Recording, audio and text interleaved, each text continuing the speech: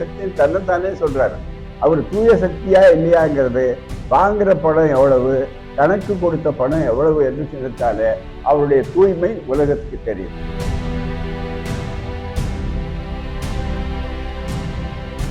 தூப சக்தி ஒண்ணு இருக்கு, தூப சக்தி என்ன, தூப சக்தி ஒண்ணு இருக்குல்ல, தூய சக்தி எல்லாம் இருக்குல்ல. தூப சக்தியினுடைய ஒரு பிரிவு அவ்வளவுதானே தவிர வேற ஒன்றும் இல்லை, ஒரு முகமூடி பிரிவு. அதனாலதான் தூப சக்திக்கு பதில் தூய சக்தி அல்ல. ஏன்னா சக்தியே அல்ல, அவ்வளவுதான், வெறும் கூட்டமே தவிர சக்தி என்று விளக்கை காட்ட முடியாது. ஆகவேதான் மக்கள் சக்திக்கு முன்னால் இந்த சக்திகள் எல்லாம் தோல்வியடையும். மக்கள் சக்தி என்பது தெளிவாக யார் என்பது எல்லோருக்கும் தெரியும். அதனாலதான் இன்னும் கூட ஒன்று சேர முடியாத சக்திகள். முதல்ல அவர்களுக்குள்ளே ஒன்று சேரல. ஏன்னா ஒருத்தர் அதுக்கு விளக்க என்ன சொல்றார், தூய சக்தின்னு தன்னைத்தானே சொல்றாரு. அவர் தூய சக்தியா இல்லையாங்கிறது வாங்குற பணம் எவ்வளவு, கணக்கு கொடுத்த பணம் எவ்வளவு என்று நினைத்தாலே அவருடைய தூய்மை உலகத்துக்கு தெரியும். போலி வாக்காளர்களை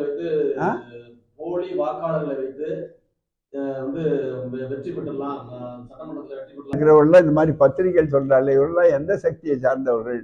இவர்கள்லாம் பத்திரிகையில இன்னைக்கு எழுதுகிறார்கள், எழுதுகிறார்கள், பொதுவானவர்கள் சொல்லுகிறார்கள்.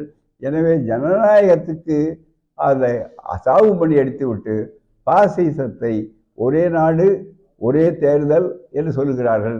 எனவே தான் இது நடந்தால் இதுதான் கடைசியாக நடந்த ஒரே தேர்தல் என்று சொல்லக்கூடிய நிலைதான் ஏற்படும். இதுதான் உண்மை. இருந்தால் கொள்கையே தெரியாம திமுகவில் இருக்க முடியாது. மதவெறி மாய்ப்போம், மனித நேயத்தை அடைப்போம் என்பதுதான் திமுக கொள்கை.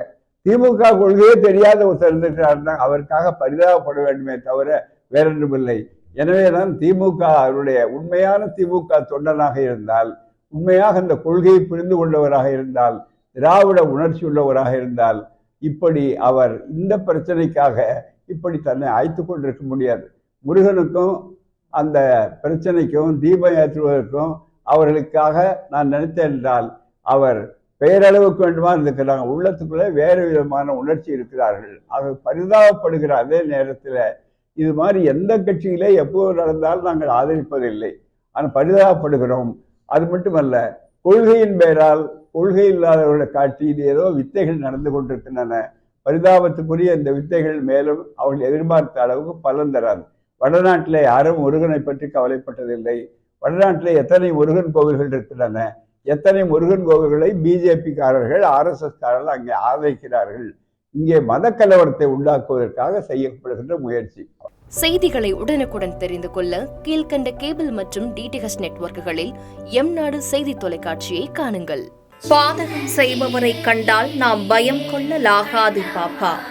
மோதி மிதித்துவிடு பாப்பா, அவர் முகத்தில் உமிழ்ந்துவிடு பாப்பா. அண்மை செய்திகளை உடனுக்குடன் தெரிந்து கொள்ள இணைந்திருங்கள் எம்நாடு தொலைக்காட்சியுடன்.